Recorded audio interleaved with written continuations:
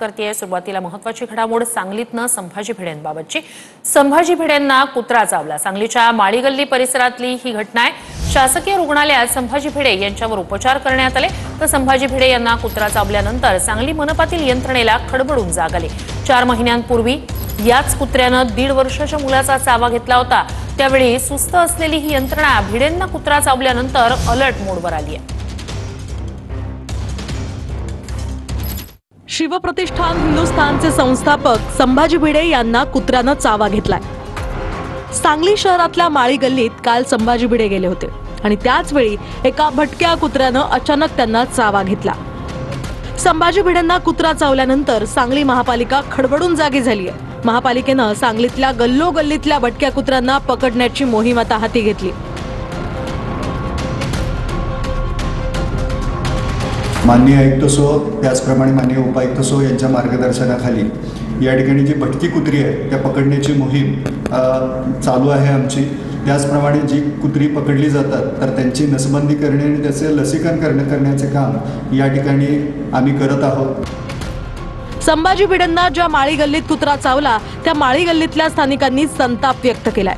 याआधी सुद्धा याच गल्लीत एका 1.5 वर्षाच्या मुलाला भटक्या कुत्र्यांनी चावा घेतला होता, पण महापालिकेनं त्यावेळी कोणतीही कारवाई केली नव्हती। मी 2 मिनिटं आत गेले होते, त्या दरम्यान त्याला चावलेलं कुत्रा। कुठे चावलं होतं? दारातच आमच्या। म्हणजे डोक्याला हा बरोबर इथं एवढा भाग चावला होता। आणि आमच्या गल्लीमध्ये बघता तर बऱ्याच कुत्रे आहेत की आता आम्ही महापालिकेला कळवलेलं पण होतं, पण त्यानंतर तशी म्हणावी तशी तेवढी ॲक्शन त्याच्यावरती झाली नाही। या गल्लीमध्ये जवळजवळ नाही म्हटलं तर 5 ते 6 लोकांना इथं कुत्रं चावलेलं आहे। आम्ही दरवेळेला प्रशासनाला सांगतो, तरी पण ते काय करतात की 1 दिवस येतात, जरा कारवाई केल्यागत करतात आणि परत 4 दिवस ती कुत्री येत नाहीत आणि ही निघून जातात। कुत्र्यानं चावा घेतल्यानंतर संभाजी भिडेंना डॉक्टरांनी आता 2 इंजेक्शन्स दिली आहेत। सध्या त्यांची प्रकृती स्थिर असून डॉक्टरांनी त्यांना विश्रांतीचा सल्ला दिलाय। भिडेंना येत्या 2 दिवसात आणखी 4 इंजेक्शन्स दिली जातील। काय ते कुत्र्याला दुर्बुद्धी सुचली, कुणाला चावावं हे कुत्र्याला कळलं नाही याचं वाईट वाटतं। हो, कुठला कुत्रा शोधत आहेत पोलीस याचं अजून मला काही माहिती मिळाली नाही। मी माहिती घेतो या प्रामाणिक कुत्र्यांनी का असा राग धरला या संदर्भात खरं तर SIT वगैरे लावून चौकशी केली पाहिजे। आता कोणाला चावल्यानंतर ते साफ करतील काय माहित नाही मला। म्हणजे कुत्रा कोणाला चावल्याशिवाय आणि तोही महत्त्वाच्या माणसाला चावल्याशिवाय कुत्रे काय उचलले जात नाहीत। आता महत्त्वाच्या माणसाला ते चावावेत असे आपण देवाकडे प्रार्थना करूया, म्हणजे सर्वसामान्यांना न्याय मिळेल। या सरकारमध्ये कुत्राही मोठ्याला चावला तर पकडला जातो। हे सरकारचं कार्य करण्याची पद्धत चांगली आहे। कुत्रा हा जो प्राणी असतो हा धोका ओळखतो आणि आपल्या घरी जर कोणी चोर आलं, कोणी डकेत आलं आणि समाजात जी नको असलेली माणसं अशी जर कोणी आले तर कुत्रा त्यांच्यावर भुंकतो किंवा चावतो। आणि आता तो जो कुत्रा आहे त्याच्या जीवाला तिथं भीती झालेली आहे। कारण संभाजी भिडेंचा जर तुम्ही इतिहास पाहिला की हे जिथं जिथं जातात तिथं दंगली घडलेल्या आहे, भीमा कोरेगावची दंगल झालेली आहे। त्यामुळे एक पशुप्रेमी म्हणून आमच्या संघटनेने असं जाहीर केले की तो कुत्रा जर कोणाच्या संपर्कात असेल तर तो आम्हाला द्या, तो कुत्रा आम्ही दत्तक घेऊन त्याची संपूर्ण देखभाल करण्याची जबाबदारी आम्ही घेणार आहोत। धनंजय मुंडेंकडूनच वाल्मिक कराडच्या एन्काउंटरचा प्रयत्न होता असा मोठा दावा रणजित कासले यांनी केलाय। धनंजय मुंडेंनाच वाल्मिक कराड नको होते असा खळबळजनक दावा निलंबित PSI रणजित कासले यांनी केलाय।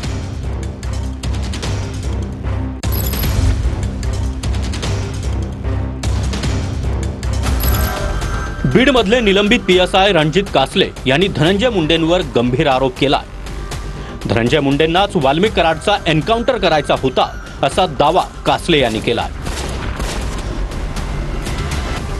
वाल्मिक कराडचा एन्काउंटर करण्यासाठी आपल्याला ऑफर होती असंही कासले यांनी म्हटलंय। एन्काउंटर कसा केला जातो, बोगस एन्काउंटर, ते मी पहिले सांगतो। ज्याप्रमाणे मला ऑफर दिली होती एन्काउंटरची वाल्मिक कराडच्या, त्यावर मी नकार दिला। म्हणलं एवढं पाप होणार नाही, आणि ते लाईफ टाईमचं एक लमसम अमाऊंटची ऑफर देतात, म्हणजे 10 करोड, 20 करोड, 50 करोड अशी एक ऑफर देतात। तुम्ही बोलाल तेवढी ऑफर असते त्या एन्काउंटरला, आणि तो माणूस कुठेही असेल तर त्याला त्या ठिकाणी बोलावून घेतात। जसं मी सायबरला होतो, सायबरचा आणि इकडला काही संबंध होता का? नाही, पण त्यांना माहित होता की हा माणूस करू शकतो, याच्यामध्ये दम आहे, गट्स आहेत। मी इंटरव्ह्यू देताना खूप चॅनलला सांगितलं की काय म्हणतात त्याला टाकाला जाऊन गाडगा लपवण्याचा प्रयत्न केला, परंतु मित्रांनो एन्काउंटर खुनी करण्याचा प्रयत्न केला आणि खुनी केला स्पष्टच सांगतो. आज असाही गुन्हा दाखल झालाय. ते धनंजय मुंडेंनाच नको होते वाल्मिक कराड, कारण त्यांची काही अंडी पिल्ली ते बाहेर काढणार होते आणि त्यांचा संबंध आला असता 302 मध्ये आणि आज ते आरोपी झाले असते किंवा होणारही नाहीत कदाचित. त्यांना खूप सपोर्ट आहे. रणजित कासलेंनी केलेल्या या आरोपांची चौकशी करण्याची मागणी करुणा मुंडेंनी केली आहे. हा 100% तो पोलीस अधिकारी आहे. मला तो इतका नॉलेज नाही आहे, पण मी इतका बोलू शकते की 100% जरी त्यांनी असं सांगितलेलं आहे तो केंद्राची SIT लावण्यामध्ये काहीही इसमें काय नुकसान नाही आहे कोणाच्या. तो केंद्राची SIT जरी नेमली तो खूप चांगलं होईल, क्योंकि हे तो एक देवाची कोणती कहते ना अतिचा अंत असतो, कधी ना कधी असतो. पापाचा घडा कधी ना कधी भरतोय. तसंच आज हे लोकांच्या पापाचा घडा भरला, तो आज हे संतोष देशमुख हत्या प्रकरण झाला आणि त्याच्यामध्ये हे सगळं लोकांच्या समोर आलेलं आहे. संजय राऊतांनीही कासलेंनी केलेल्या आरोपांची चौकशी करण्याची मागणी केली आहे. हे जे तुम्ही सांगताय की मला एन्काउंटर करण्याच्या सूचना होत्या, म्हणजे फेक एन्काउंटर्स त्या महाराष्ट्रात अलीकडच्या काळात किंवा देशात घडलेल्या आहेत, त्याला पुष्टी देणारं हे विधान आहे. पण याची चौकशी होणं गरजेचं आहे. जर अशा प्रकारची नोंद पोलीस डायरेक्ट केली असेल तर त्याच्यावरती तेव्हाच ॲक्शन का झाली नाही? म्हणजे वाल्मिक कराड असतील किंवा धनंजय मुंडे असतील, म्हणजे वाल्मिक कराडचं काम संपल्यावर त्याला मारायचं असं एक प्लॅन दिसत आहे मला. आणि ते कोण याच्या मागे होते हे लोकांसमोर यायला पाहिजे. सिंधुदुर्गमधील प्रकाश बिडवलकर यांची पैशाच्या देवाणघेवाणीतून अपहरण करून हत्या करण्यात आली असा आरोप नातेवाईकांनी केलाय. 2023 मध्ये सिद्धेश शिरसाट यांच्याकडून पैसे घेतले होते. पैसे फेडताना आल्यानं सिद्धेश शिरसाट यांनी मारहाण केल्याचा आरोप नातेवाईकांनी केलाय. तर आरोपी सिद्धेश शिरसाट याचा आका कोण असा सवाल वैभव नाईक यांनी केलाय.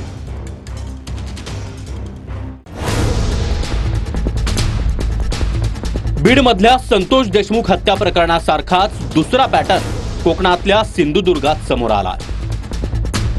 सिंधुदुर्गच्या कुडाळमध्ये प्रकाश बिडवलकरची संतोष देशमुख यांच्यासारखीच निर्घृण हत्या झाल्याचा आरोप ठाकरेंच्या शिवसेनेचे नेते वैभव नाईकांनी केला.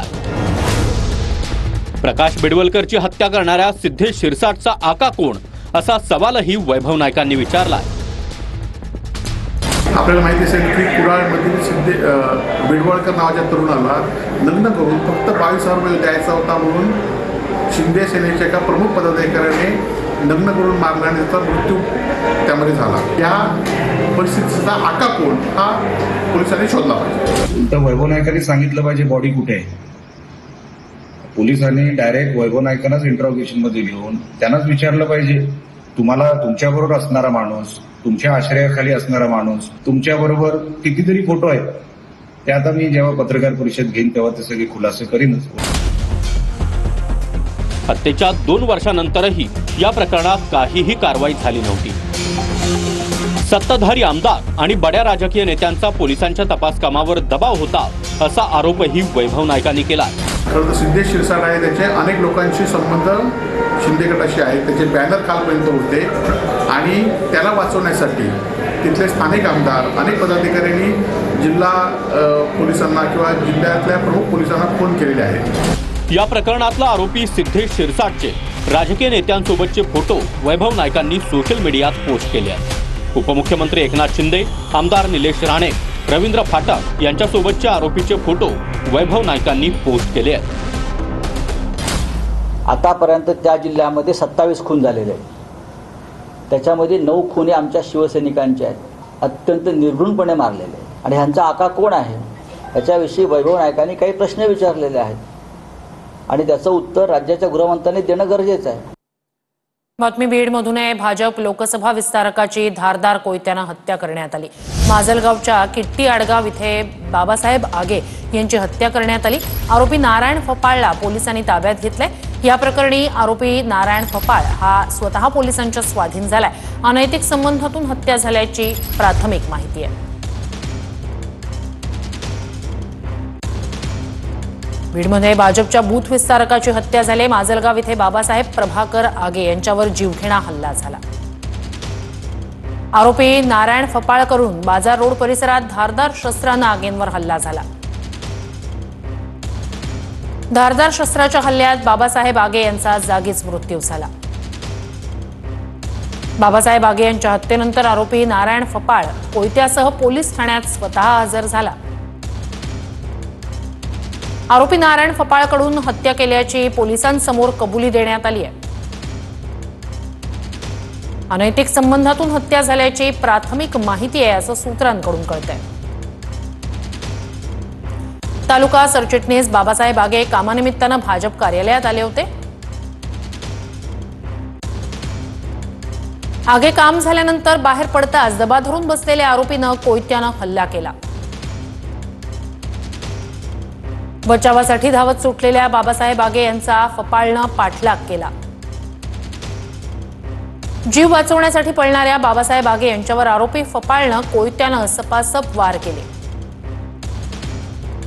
100% हे काही मी मागेही सांगितलं की संतोष देशमुख जी असतील किंवा आता आमचे लोकसभा विस्तारक आहेत त्यांची हत्या होणे हे काही भाजपकरता आणि आमच्याकरता चांगलं नाही आहे.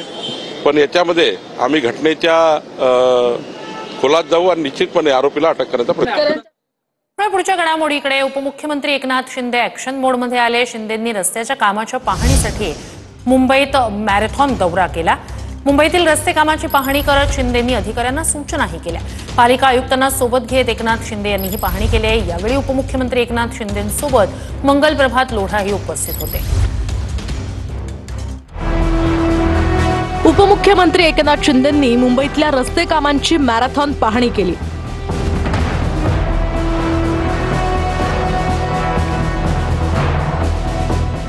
एकनाथ शिंदे मुंबई महापालिका आयुक्त भूषण गगराणी यांना घेऊन रस्त्यांच्या कामांची पाहणी करण्यासाठी पोहोचले. दुपारी 3 वाजता बॉम्बे हॉस्पिटल पासून शिंदेंचा हा पाहणी दौरा सुरू झाला.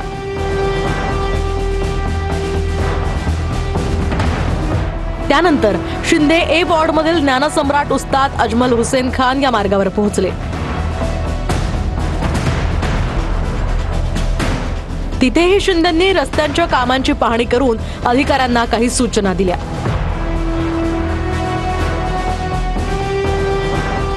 त्यानंतर शिंदेंनी सी वॉर्डमधील सप्रे मार्गावर सुरू असलेल्या कामांचीही पाहणी केली. यानंतर उपमुख्यमंत्री शिंदे एफ नॉर्थ वॉर्डमधील जे रोडवर पोहोचले. शिंदेंनी एम वॉर्ड मधल्या रोड नंबर 21 ची सुद्धा पाहणी केली आहे.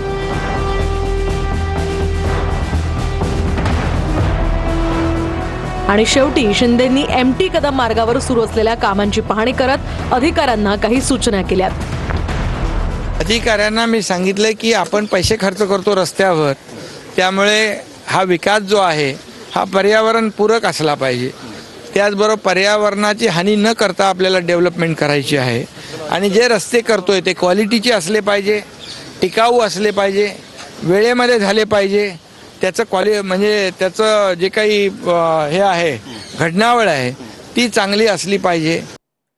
एक महत्त्वाची घडामोड आहे. 8 लाख लाडक्या बहिणींना आता 1500 रुपयांऐवजी 500 रुपयेच मिळणार आहेत. नमो शेतकरी महासन्मान निधी मिळत असल्यानंच लाडकी बहीण योजनेच्या हप्त्यात कपात होणार आहे. 8 लाख महिलांना नमो शेतकरी कार्यक्रमाअंतर्गत 1000 रुपयांचा सन्मान निधी मिळतो आणि सरकारकडून करण्यात आलेल्या छाननीत 8 लाख महिलांना 2 योजनांचा लाभ मिळत असल्याचं समोर आलंय. दरम्यान या महिन्यापासूनच मिळणाऱ्या हप्त्यात निधीची कपात होणार आहे. 8 लाख लाडक्या बहिणींच्या लाभात कपात असणारे 8 लाख लाडक्या बहिणींना आता महिन्याला 1500 रुपयांऐवजी 500 रुपये मिळणार आहे. 8 लाख लाडक्या बहिणींना नमो शेतकरी महासन्मान योजनेचा लाभ मिळत असल्याचं छाननीत समोर आलं. नमो शेतकरी महासन्मान योजनेतून 1000 रुपये मिळत असल्यानं लाडकी बहीण योजनेच्या हप्त्यात कपात होणार आहे. छाननीत अर्ज आढळलेल्या 8 लाख महिलांना या महिन्यापासून लाडकी बहीण योजनेतून फक्त 500 रुपये मिळणार आहेत. त्यावेळेस ही योजना लागू केली त्यावेळेस सरकारची बुद्धी भ्रष्ट झाली होती का? सरकारची बुद्धीला लकवा मारला होता का?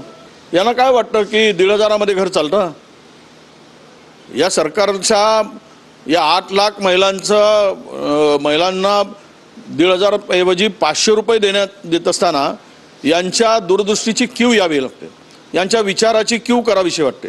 मतासाठी त्यावेळेस सरसकट निर्णय घेतलेत, मतं घेतली आणि आता मात्र योजना गुंडाळण्यासाठी, तिजोरीवरचा ताण कमी करण्यासाठी अशा प्रकारच्या क्लुप्त्या लढवणं हे निंदनीय आहे असं मी मानतो. माझ्या लाडक्या बहिणींची पैशात किंमत होऊ शकत नाही. जे 1500 रुपये मुख्यमंत्री माझी लाडकी बहीण योजनेमध्ये आपण महिलांना दिले, ती फुल ना फुलाची पाकळी महिलांना भाऊबीज भेट म्हणून, रक्षाबंधन भेट म्हणून शिंदे साहेबांच्या नेतृत्वाखालच्या सरकारने ही योजना चालू केली. या योजनेचं, या पैशाचं मोल रकमेत या ठिकाणी होऊ शकत नाही. या बाबतीत अधिकृत भूमिका राज्य सरकारनं अजून कुठलीही घेतलेली नाही. त्याच्यावरती आता लाडक्या बहिणींनीच प्रश्न विचारले पाहिजेत. ज्या लाडक्या बहिणींकडून 1500 रुपयांच्या बदल्यात मतं विकत घेतली, तर त्या मतांची किंमत आता 500 वरती आलेली आहे. उद्या ती 0 वरती येईल. या राज्याची आर्थिक परिस्थिती अत्यंत गंभीर आहे. कर्मचाऱ्यांचे पगार द्यायलाही पैसे नाहीत. पण हे राज्य चालवणं आर्थिकदृष्ट्या आता सोपं राहिलेलं नाही. याचं कारण गेल्या 3.5 वर्षामध्ये या राज्याची आर्थिक शिस्त पूर्णपणे बिघडली. एका योजनेत एखादी बहीण असेल, लाडक्या बहिणीत असेल, त्यांना पूर्ण पैसे मिळतील. पण एखादी पॅरलल योजनेमध्ये सारखेच पैसे उचलत असेल तर त्या ठिकाणी सरकार थोडा विचार करता आहे.